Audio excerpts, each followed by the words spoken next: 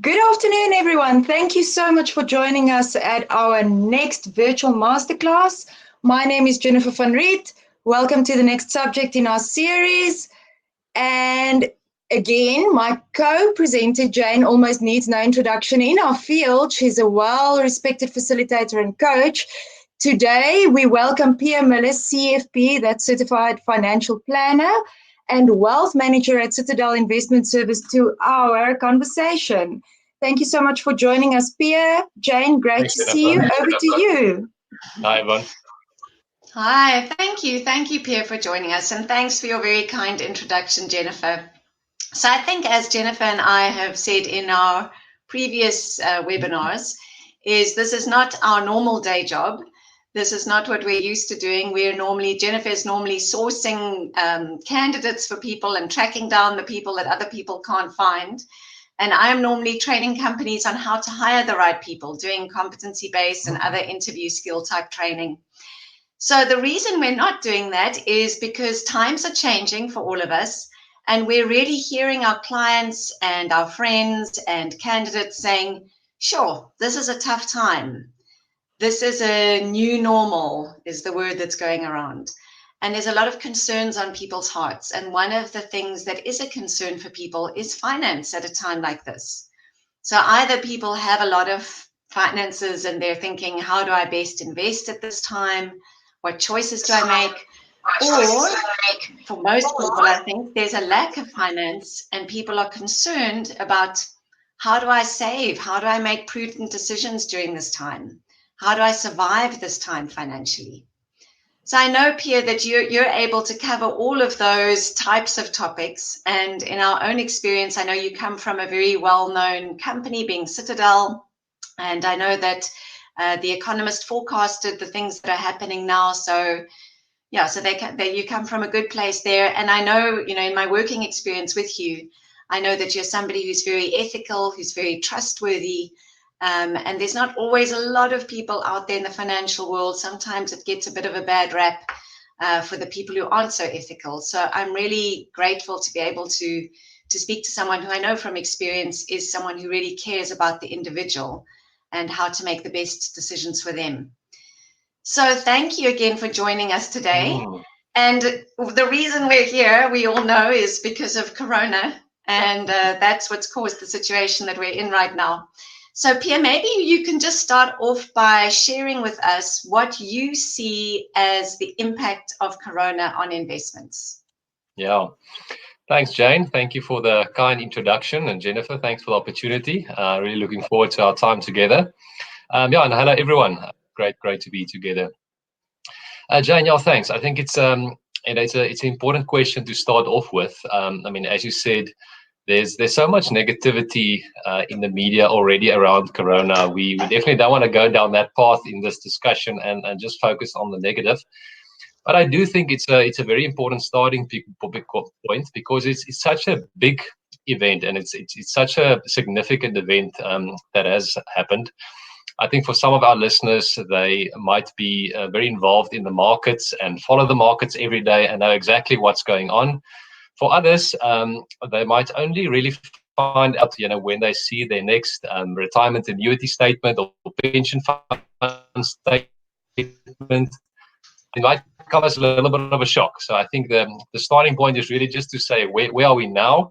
And let's take it from there. Let's talk about some opportunities as we go along. So what happened? So the investment markets are very emotional in general, and they react quite fast when things of this magnitude happen. So the bottom line is, since the end of February, roughly around 20th of February, global markets have dropped with roughly 30%, which is a massive knock. I mean, it means if you had 1,000 Rand invested directly in shares, you now have 700. If you sell, again, we'll talk to that. It's not a good time to sell them out. But it's a massive decline of 30%, and it happened globally. So US markets are down 30%. The South African markets were down 30%. But I think what made it even worse is that it's almost as if all asset classes were down. Because what usually happens in these times is shares takes quite a beating, but at least there's some place to hide, with other asset classes. Things like gold is usually quite a safe haven. even Bitcoin, although it's extremely volatile, and I won't necessarily recommend to invest in it. It sometimes acts as a safety or a flight of safety or something different. But literally everything went down, and the reason for it is there was suddenly a liquidity crisis in the market. So as the market started to go down, people lost money. Some people borrowed money against their investments to invest even more or buy other things. And then when the market started to decline, people were starting to feel the pinch, or they had to pay back those loans. So they had to sell all these other investments to try and get cash. And that's why it was this massive sell-off across the board, across different asset classes. So it was quite big. I mean, we haven't seen this type of drop, since the IT bubble burst, in the 2000s, and the global financial crisis, 2008. So it is quite a big impact. I do think maybe also a reminder for us at this time is that our market domestically and our currency is really influenced by the global factors, almost 90%. We often get caught up with our media in South Africa, or we get worried about our domestic politics. But it really got a very small impact really on our markets and our currencies, and we really follow what's going on globally. And so yeah, that's sort of it in a nutshell. I mean, I can maybe, if I can find my share screen, for those who like graphs, I can maybe just show you one or two of those. Can I do that, Jane? Is that okay? Sure, yeah, please. Thanks, Pierre. Okay, let's see. And if anyone has any questions along the way, please feel free to post them in the chat box so that Jennifer can feed them on to Pierre. She'll be keeping tabs on that. Okay, thanks, Jane. You can see my screen? All good? Yep. All right, so what this is the S&P 500, so it's really US shares. And you can see this graph runs from sort of the 2070s up to now. And I mean, you can just see there. I mean, that's a massive drop if you just look at the graph, in the shorter run. What I also wanted to show you, maybe just to give some perspective, is the longer term picture. So that massive drop is actually what you see there top right. So if we just stand back a little bit and think longer term, I mean, there's sort of the 2000 and 2001s. So you'll see the decline there after the IT bubble. You see the global financial crisis over there. So it just puts it a little bit into perspective as well, that yes, it was a massive drop, but in the bigger scheme of things, you follow these sort of cycles over time, and the markets do tend to recover. This was the JSE, our South African market. So same story.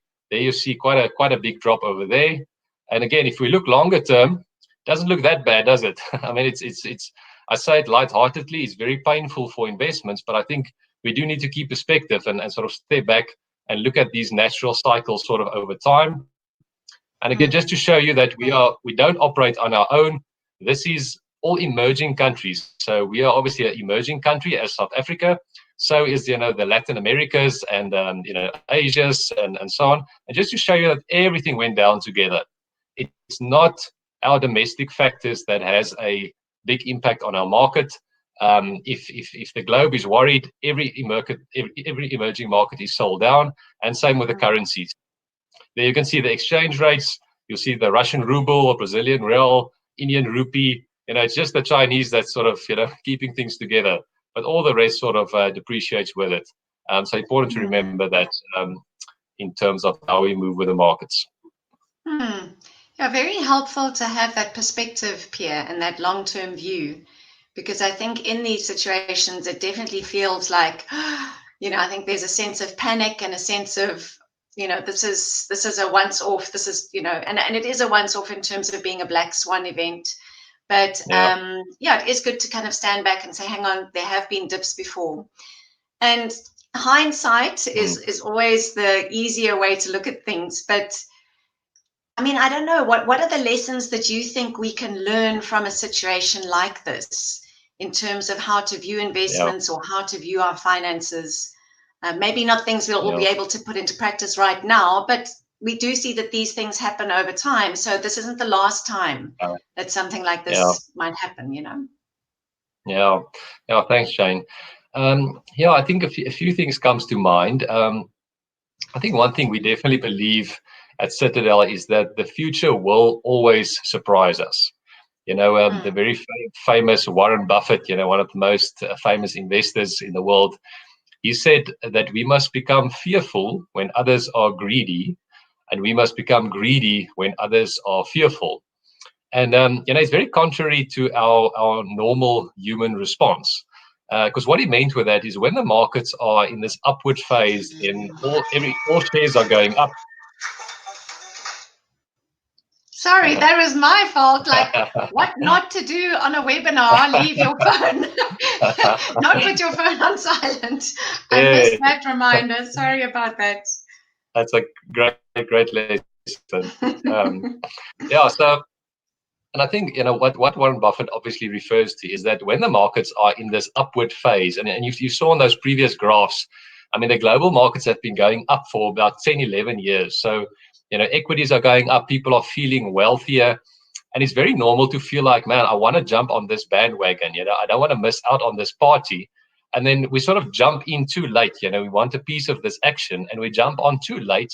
But by that time, the markets, reverse again and everything goes down. And also to the contrary, it's very normal in this time, if you look at an investment statement and your values are down, to feel fearful.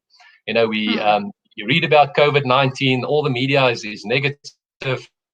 It's very normal to feel fearful and then to say, hey, man, maybe I should just climb out. Even though my investments are down already, maybe I should just sell everything, put everything in the bank, and feel safe. And again, so it's very normal, but it's exactly what we should not do in this time. Yes. So, yeah, what Warren Buffett says is, if everyone is greedy and the markets have been running for a long time, it's time to get a bit more cautious.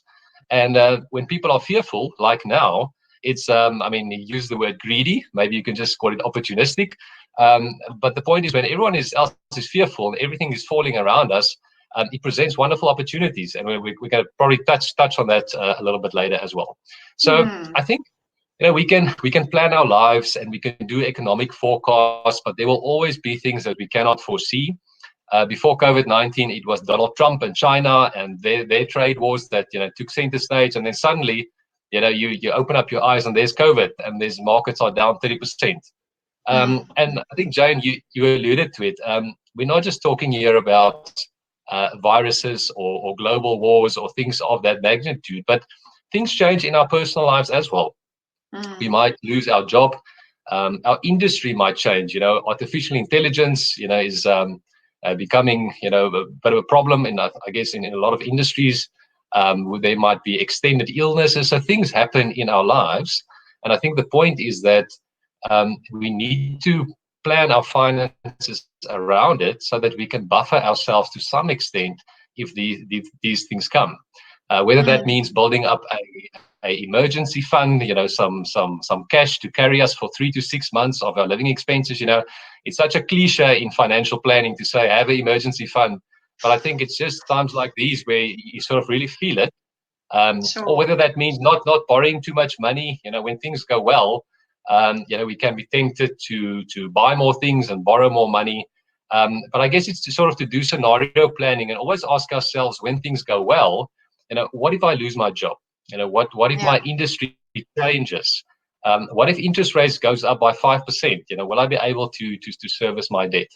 So I think I just want to echo what you say, Jane. It's I want to be very sensitive, I think, for where people are at the moment. It's very easy to now say, well, we should have had some provision and we don't have it. So I think people are hurting. I think a lot of people lost their jobs, lost contracts, lost clients. So I guess the takeaway is more that when Corona blows over and things get better and we find our feet financially, maybe a good thing to do first is to work on that emergency cash flow bucket. Before we go out and run to the restaurants and buy new things again, maybe just to take stock and say, okay, well, maybe I should just build up that emergency cash flow, not for the next COVID-19 necessarily, but there's just so many things that can go wrong. No, I think what you're saying really rings true, Pierre. And when you talked about having that kind of emergency fund and planning the what if, and that it might not necessarily be COVID, I see Kelly Millard is with us today. I know she actually recently wrote a really good article on LinkedIn on the process that she went through thinking about changing her career. And it was those same questions, how do I create a buffer? How do I make sure? How do I future plan? So some of those interruptions in our lives aren't necessarily thrown upon us. There's sometimes things that we choose. So in all instances, we need to be able to forecast, what would that mean? What would the impact be on me? Let me plan around it as best I can. Another thing I think I hear you saying is that we're emotional beings, and it's very easy to buy or invest or make decisions based on our emotions. So we feel fear and then we act on that, or we feel, maybe after we're all, freed from lockdown, we think, wow, I'm free, and off we go off and spend a lot more than we would have. So you're saying don't make your spending reliant on how you feel or your emotions, because our emotions can feel so strong and so right, but something happens and then we think, oh, I shouldn't have done that.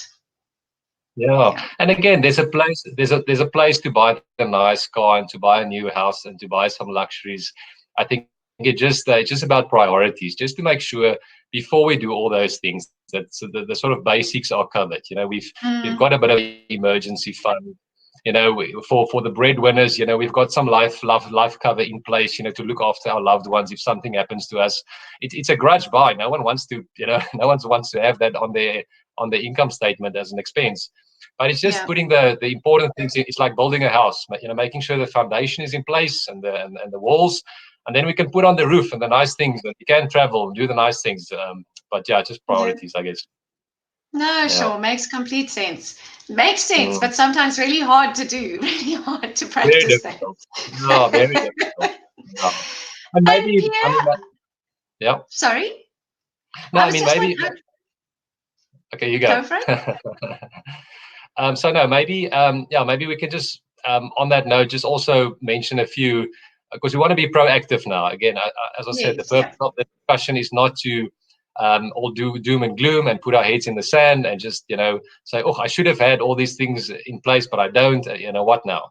So again, it is difficult. I mean, especially for people who lost jobs or clients or contracts. I mean, it's very difficult if your income is cut off. So it does limit your movability. But maybe some things that we can do in this time, I think, is to take stock.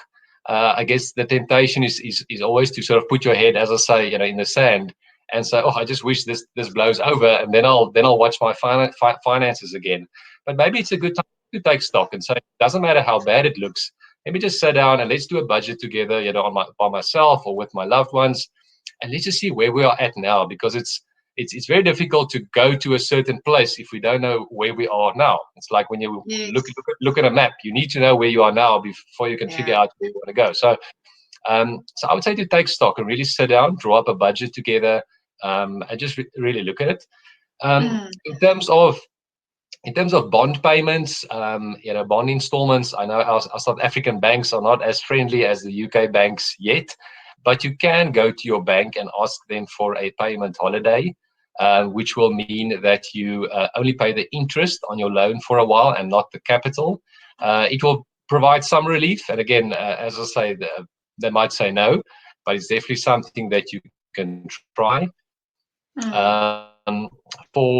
If you don't own your property and you rent, I've also seen there's sort of a rental recovery pack that you can find. We can maybe put the link in the comments, but the website is shop.tpn.co.za, and it's really just a site where it's just some resources so that landlords and tenants can negotiate and find sort of a middle ground. I mean, you still have to pay your rent, but at least it gives you some movability to make some arrangements. And then some banks, I mean, there's some gyms are. Okay, you go. No, just on the rental, there was actually a friend of mine who said to me yesterday, they have a house that they rent out in Cape Town. And she said their tenants phoned them and just said, sorry, we just can't pay. We literally don't have a cent to pay the rent at the moment. Yeah.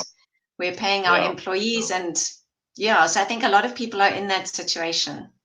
Yeah, and it's a good point because I mean, even the landlords would want to negotiate, because even before COVID-19, our property sector has been down, for a long time. So we've already seen before COVID that the property market is down. People are not able to pay their rent; they're canceling contracts, so it's difficult for landlords as well. So I think it's just really it's for everyone's benefit to just sit down and have a conversation and try to figure it Right. out and make. And Yeah, the I last like what thought you're is saying about the transparency and keeping that communication open, because I think I see a lot of people who, when they're in a tough situation, they tend to kind of try and go underground a bit and avoid the calls, avoid the emails, rather than, just be open, transparent, have that conversation. I think that works a lot better. Yeah, great. And the last thought was just, I mean, some gyms are offering, you to freeze your gym membership, so that's something you can try. We've been starting to do some online exercises at home, so that's something interesting. We're all trying. Yeah. Yeah, we're all trying that. Yeah, right. And I think just as far as possible, try not to cancel things like insurance. Things like your house insurance, car insurance, medical, life cover. Again, the temptation will definitely be there. But the moment Corona is over, something hits. Again, it'll just put us back even more, financially. So as far as possible, try to keep those things in place and try to move, around it as far as possible. I know some people won't be able to, but as far as possible. No, sure. Well, just on that, on what you're saying, Pierre, if there's anyone who's listening who has any specific questions about things they're thinking of cancelling or wanting to cancel, or decisions that they'd want to make, please do put your questions in the chat box, and so you can have Pierre's view on them if you'd like to. And Pierre, with regards to Moodys downgrading South Africa's credit ratings to sub-investment grade last Friday, tell us a little bit more about, because that's, now all happening at the same time. Tell us a little bit more about why that happened and the impact on us. I mean, not just on a macro scale, but also individually. Yeah.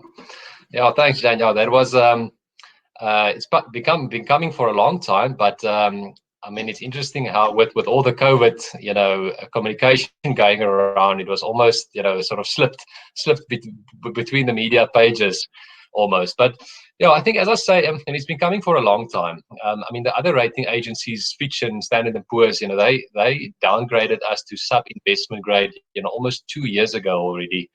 So the South African problems has been there for a long time. We know the challenges. Our growth is very slow. We've got struggling SOEs, and the Fed budget showed again, that we really have challenges. So Moodys was sort of the last rating agency who didn't downgrade us to sub-investment grade yet, and they were quite generous. They in hindsight, it might have been better, if they downgraded us earlier and not amidst this whole COVID, struggle as well, because it just sort of adds, to the challenges. And I mean, it's also a pity because I think our Minister of Finance laid some, fairly positive plans on the table. Let's call it that. Whether they'll be able to cut, all of those government expenses, as they said, will be, something. It's a different conversation, with the unions and so on.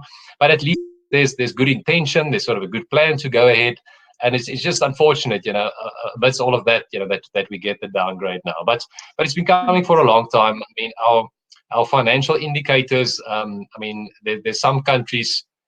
Our financial indicators are worse than some countries who's been downgraded much longer much further in the past. So Moodys was just very generous for a long time, and with COVID, they just felt like our economic growth is going to be even slower now, and for that reason, it just sort of pushed them over the edge to say, okay, now we are now sub-investment grade. So that's sort of why it happened. In terms of the impact for us, so the first thing, so as the word suggests, we are now rated sub-investment grade. So investment grade is you can still invest in us. Sub-investment grade means we are below that. So the problem with that is that, I mean, people can still invest in our markets, but especially large bond funds, they are not allowed to invest in a country which has been rated sub-investment grade. So individual investors can still invest with us, but the problem is those big bond funds. So what will happen over the next month? They've actually been gracious to say they'll sort of phase the process. Those big bond funds will have to sell their investments in South Africa and move their money out of South Africa, which will mean naturally less investments in the country, and the rand will depreciate, as more money flows out of the country.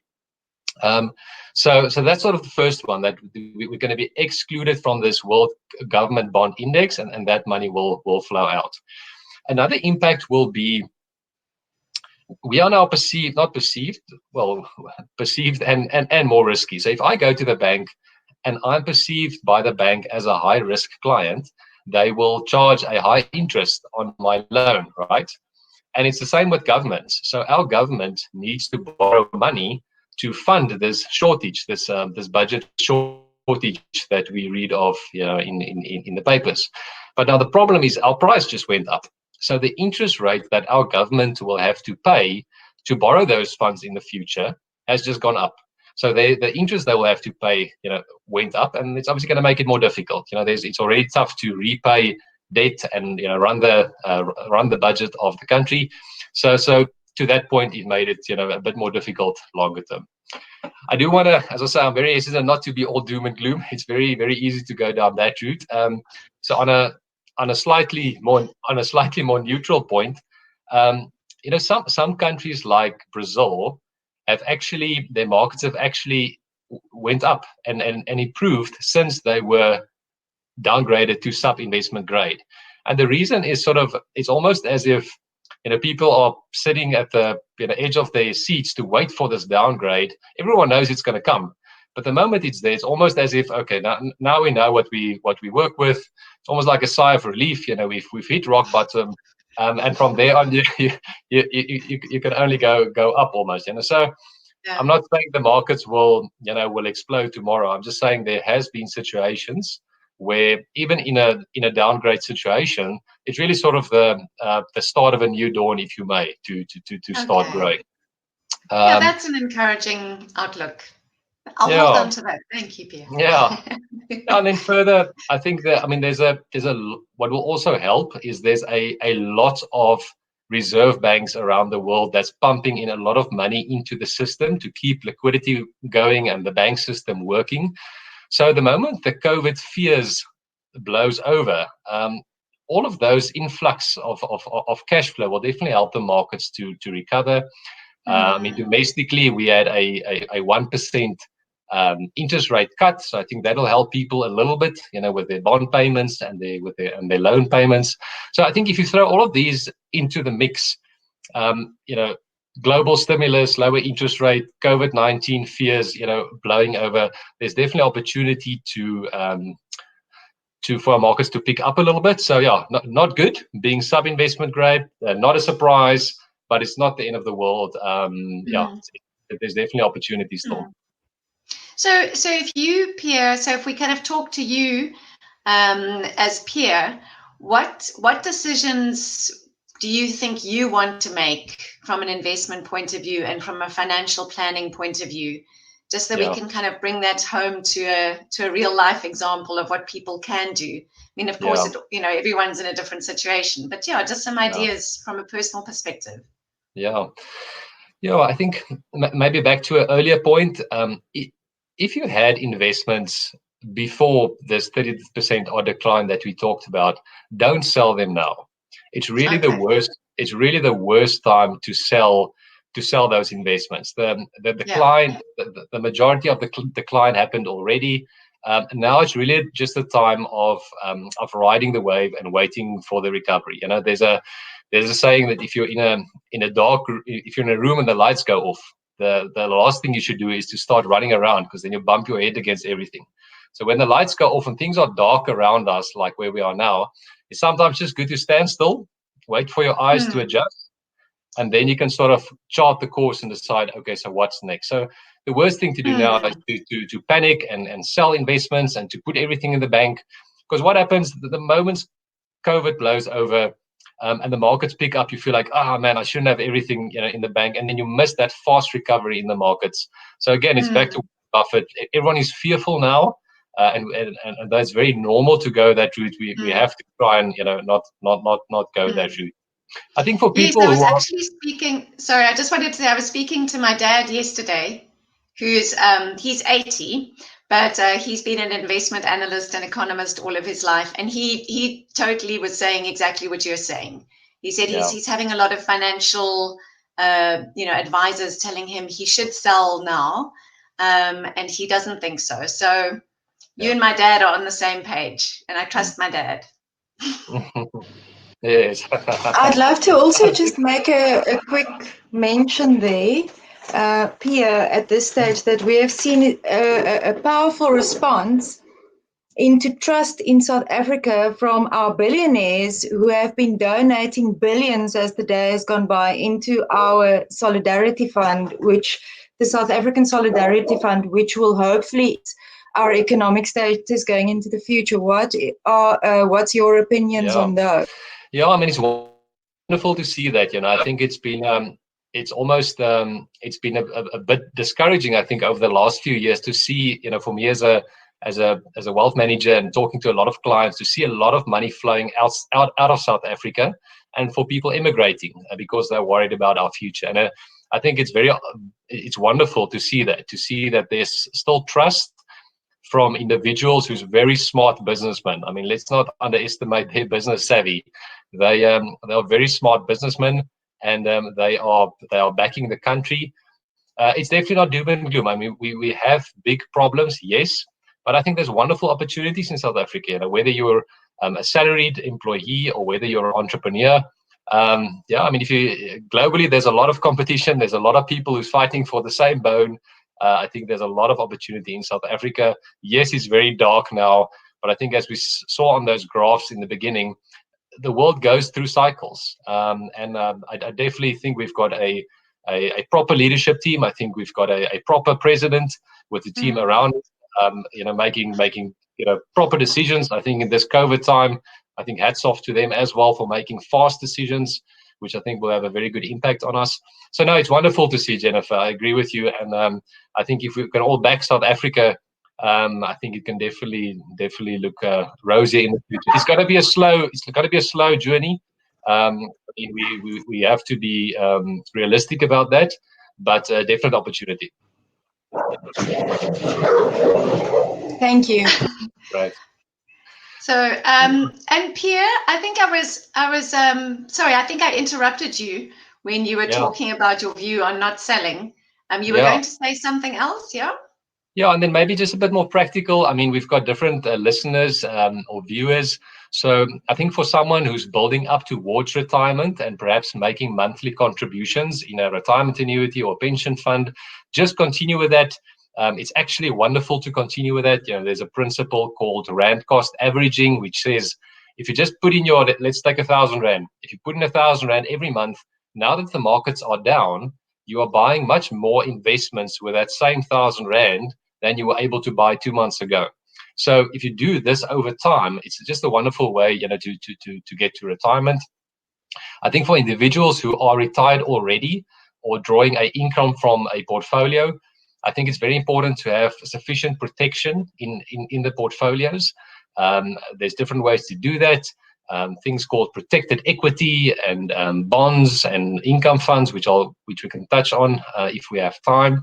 What we do at Citadel for our retired clients is for them to really have sort of 6 years of quite safe money and quite safe investments, specifically for these times, so that you can sort of ride out the storm. And your longer term money, that is sort of the equities, and that's the equities that decline now. Then you give those equities time to recover over time. So I think for retired individuals, just to make sure there's enough protection in the portfolios, but still sufficient growth for the long run, because COVID will pass, the markets will recover, and we need to beat inflation over the long run. So maybe something just on opportunities. I think maybe, Jane, if we have time still, I don't know. Again, it's probably more exciting to talk about opportunities than the negative. A very nice opportunity that's been presented after the downgrade is in South African bonds. Now, maybe just shortly, I don't know if I think it's not an asset class that's very familiar always to people. So bonds. I mean, if I can put it this way, cash is your safest investment at the lowest return. Then next in line, a little bit high risk and a little bit higher return is bonds, which we'll talk about now. Then you get commercial property, a little bit higher risk, a little bit higher return, and then you get shares or equities. That's the highest risk and the higher return. So bonds is sort of, if cash is first gear, bond is sort of second gear in terms of risk and return. And what makes it very attractive at the moment is because we were downgraded, that the risk premium kicked up quite significantly, which means if you buy into a bond fund, and you can access these through any unit trust platform or within your retirement annuity, within your pension fund, anyone can access them.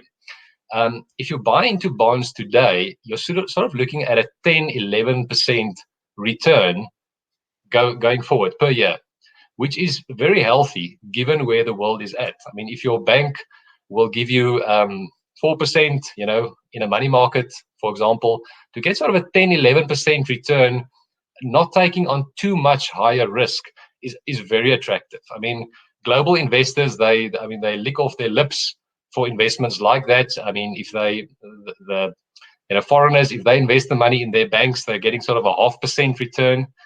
So it's nothing. But in South Africa, you can get 10-11% without taking too much risk. That is very nice. So that's definitely something for everyone to look into. And as we said before, there's because the markets are down 30%, be cautious. Don't throw all your money into the markets now. But there's definitely an opportunity to slowly start buying some good quality, global equities. It's funny when it's Christmas and there's a Christmas discount, we all run to the shops. But when there's this type of a Christmas discount in the investment world, we feel fearful and we feel, should we climb in? So I think for people who are sitting on some cash, who are fortunate to have some cash to invest, I would definitely recommend sort of a phased-in approach. It's always good not just to throw everything in at once. So let's say you have 9 Rand to invest.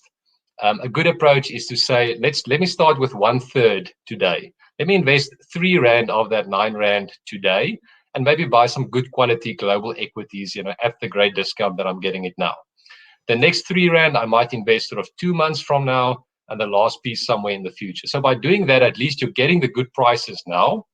If the markets goes up from here, you might feel like, oh man, I should have invested everything on day one, but at least you got some of the good price. Where if the markets go down, you will feel, man, I'm so glad I didn't put in everything, and I still have some cash to buy in at this lower prices. So definitely some opportunities, bonds, equity, things like protected equity. Something we do at Citadel. I won't go into a lot of details, but I think the bottom line is there's definitely opportunity now. I think the big investors around the world are very excited for times like these from an investment point of view. Because as I say, the markets went up, everything got expensive just over time, and it's really presenting some good prices again to climb back in. Okay, thanks, Pierre. Good advice. And if we just, I know we need to close off soon, so I don't know if you have any other final, pieces of advice for people who are in a situation where, I don't have extra cash or, resources to be able to invest at this time. But I'm more in the situation where I need to save, survive, manage my finances very tightly. Any other final words of advice if people are in a situation like that? Yeah, I don't think really. I think it is difficult, and everyone is at a different stage at now. As I say, I think the best thing we can do is to take stock. We speak to so many clients, and the moment you know where you are, to do a budget, again, it's such a cliche. No one wants to do it. No one wants to hear that advice. But the point is, it's really to think about it a bit differently and to say, I'm looking at a map. I know where I want to be 5 years or 10 years or 15 years from now. But if I don't know where I'm at now, I can't chart the course to get there. So I think just to really take stock, I think there's while we're sitting at home, we're spending less on petrol and maybe less on takeaways and things like that. So maybe there's even an opportunity to save a little bit of money and start to build on that, emergency fund. But yeah, I think for a lot of people, it's just sort of a period of surviving. Don't make irrational investment decisions. This will pass. Let's ride it through, and then let's learn the lessons that we've talked about. And if we come through this, hopefully we'll be able to make better financial decisions. And again, I might just add, I think we've obviously talked about different things in this discussion, but I think everyone's situation is different. So where we've talked about specific investments, I think just for everyone to remember, it's don't take it as ideal advice for your personal circumstances. It's important that you sit down with someone to see if this is suitable for your situation, whether it's equities or bonds or anything we talked about. Don't just take it as a suitable advice for your situation. Just make sure it's right for your plan and where you are going. Love that. Yeah, it's really important to individualize and apply to your situation. Thanks, Pierre. We have a few minutes just for the two questions that we have, but I did want to say regarding budget, people tend to see it as a dirty word, but what it really is, it's a plan for your future. If you don't have a plan, you cannot build your future. Money doesn't have morals, it doesn't make decisions, and it's not good until we touch it, right? Yes. Okay, so we've got two questions. The first is from Kelly. I think the second question from Rashawn we did answer. If you had money to invest now, when would you invest it and how? That you answered. But Kelly did ask, when there's once again money in the cash flow bucket, what is the best strategy for investing as a beginner? Yeah. Very good question. It's a very good question. Thanks. Again, I think it might be a little bit difficult, not knowing the situation. But let's talk about some general principles.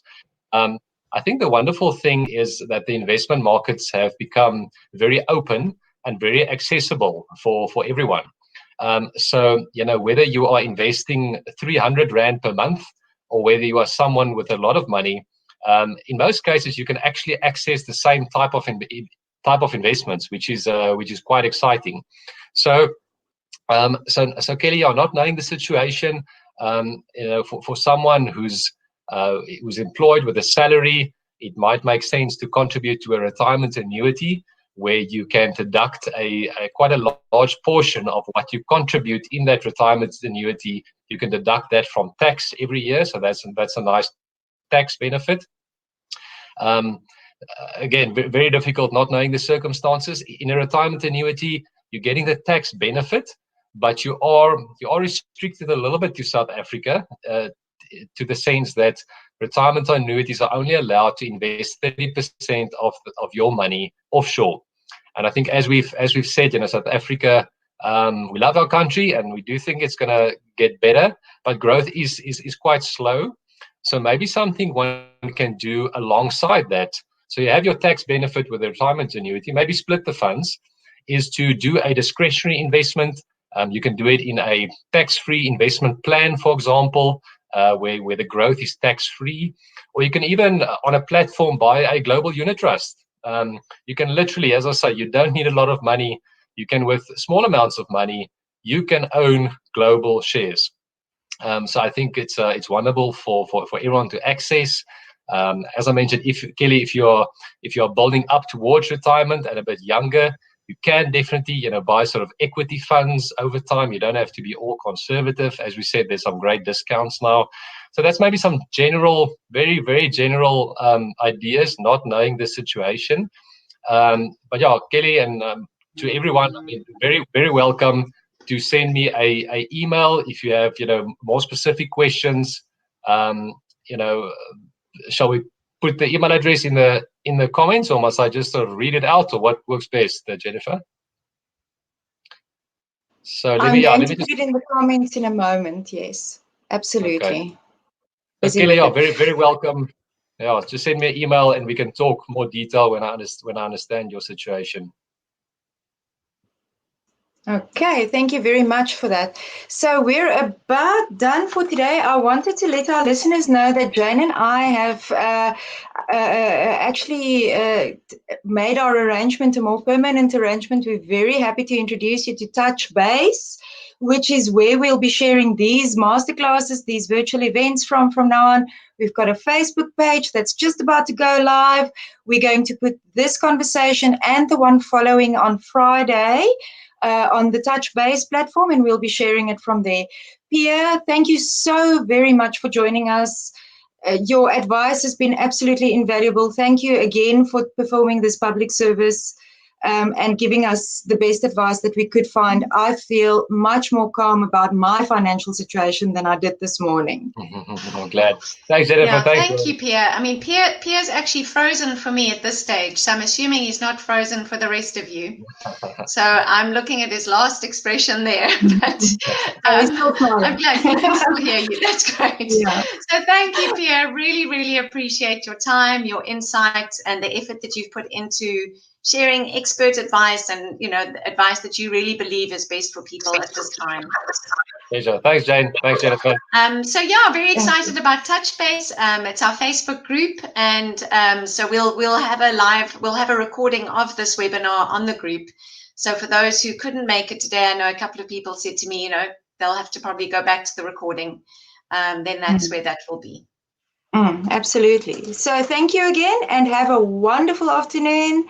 See you again soon, Rashawn, Kelly, Irina. Thank you for interacting with us, and have a great day. Bye. Cheers, everyone. Bye. Thanks, everyone. Bye-bye. Cheers. And see you again soon.